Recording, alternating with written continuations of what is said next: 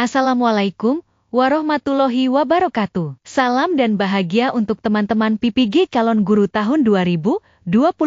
Perkenalkan, nama saya Lia Rizkina, mahasiswa PPG Bahasa Indonesia dari Universitas Muhammadiyah Purworejo. Di sini saya akan membahas mengenai pembelajaran berdiferensiasi ini dapat diintegrasikan dengan kerangka UBD. Pada pertanyaan pemantik, kurikulum merdeka yang saat ini diterapkan di Indonesia mengadopsi model pengembangan kurikulum Understanding by Design, UBD. Bagaimana pembelajaran berdiferensiasi ini dapat diintegrasikan dengan kerangka UBD? Mari kita bahas bersama mengenai integrasi pembelajaran berdiferensiasi dengan prinsip UBD. Sebelum ke pembahasan mengenai pembelajaran berdiferensiasi dan prinsip UBD, kita harus tahu dulu apa itu kurikulum merdeka. Kurikulum merdeka yaitu kurikulum yang memberikan fleksibilitas bagi suatu satuan pendidikan untuk mengembangkan kurikulum sesuai dengan karakteristik dan kebutuhan peserta didik. Kurikulum merdeka lebih menekankan pada pengembangan kompetensi abad 21 dan pembelajaran yang berpusat pada peserta didik, student center. Kita harus tahu terlebih dahulu mengenai pemahaman pembelajaran diferensiasi dan prinsip UBD.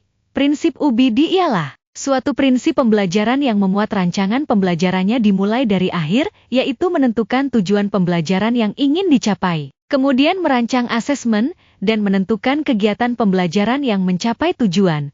Sedangkan pembelajaran berdiferensiasi ialah suatu pendekatan pembelajaran bahwa setiap peserta didik memiliki gaya belajar, minat, dan kemampuan yang berbeda-beda. Oleh karena itu, pembelajaran dirancang dengan variasi konten, proses, produk, serta lingkungan belajar untuk memenuhi kebutuhan individu peserta didik. Langkah pertama adalah menentukan tujuan pembelajaran. Pada pembelajaran berdiferensiasi, saat menentukan tujuan pembelajaran, pertimbangkan berbagai tingkat kemampuan dan gaya belajar peserta didik. Sedangkan prinsip UBD menetapkan tujuan pembelajaran yang terarah, terukur, dan relevan dengan kehidupan nyata. Selanjutnya saya mengambil contoh pada saat PPL 1. Menentukan tujuan pembelajaran yang jelas dan terarah yaitu pada materi, menentukan nilai-nilai dalam cerpen atau hikayat yang disesuaikan dengan tingkat kemampuan peserta didik yang didapat dari hasil tes diagnostik untuk memetakan gaya belajar yang sesuai. Kemudian, langkah yang kedua ialah menentukan asesmen. Pada pembelajaran berdiferensiasi, asesmen awal digunakan untuk memetakan kemampuan peserta didik visual, auditori, dan kinestetik yang disesuaikan dengan kemampuan dan gaya belajar peserta didik. Selanjutnya menyusun instrumen penilaian formatif dan sumatif untuk mencapai tujuan pembelajaran. Selanjutnya, pada prinsip UBD, menggunakan berbagai bentuk asesmen yang mengukur pencapaian tujuan pembelajaran, baik asesmen formatif maupun sumatif.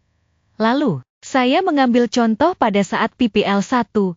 Melakukan tes diagnostik di awal pembelajaran untuk mengetahui kemampuan awal peserta didik. Selanjutnya, memetakan gaya belajar sesuai dengan kemampuan peserta didik dengan treatment yang berbeda, yang nantinya akan mencapai suatu tujuan pembelajaran sesuai dengan potensinya. Langkah yang ketiga ialah menentukan kegiatan pembelajaran. Pada pembelajaran berdiferensiasi, memvariasikan kegiatan pembelajaran yang berbeda untuk memenuhi kebutuhan peserta didik bisa melalui konten, proses, produk, dan lingkungan belajar. Sedangkan pada prinsip UBD, rancangan kegiatan pembelajaran yang menarik, bermakna, dan selaras dengan tujuan pembelajaran. Saya mengambil contoh pada saat PPL 1, melakukan pembelajaran dengan menyiapkan konten cerpen berupa video dan teks. Peserta didik akan lebih senang ketika belajar sesuai dengan minat yang dimilikinya, sehingga akan mudah untuk mencapai ketercapaian tujuan pembelajaran. Maka, pembahasan ini dapat disimpulkan bahwa pembelajaran diferensiasi merupakan bagian integral dari kurikulum merdeka yang berbasis UBD. Dengan mengintegrasi kedua pendekatan tersebut, guru dapat menciptakan lingkungan belajar yang inklusif, sehingga peserta didik dapat mencapai potensi terbaiknya. Demikian, pembahasan mengenai integrasi pembelajaran diferensiasi dengan prinsip UBD. Semoga dapat bermanfaat dan menambah wawasan Anda. Sekian dari saya. Saya ucapkan terima kasih.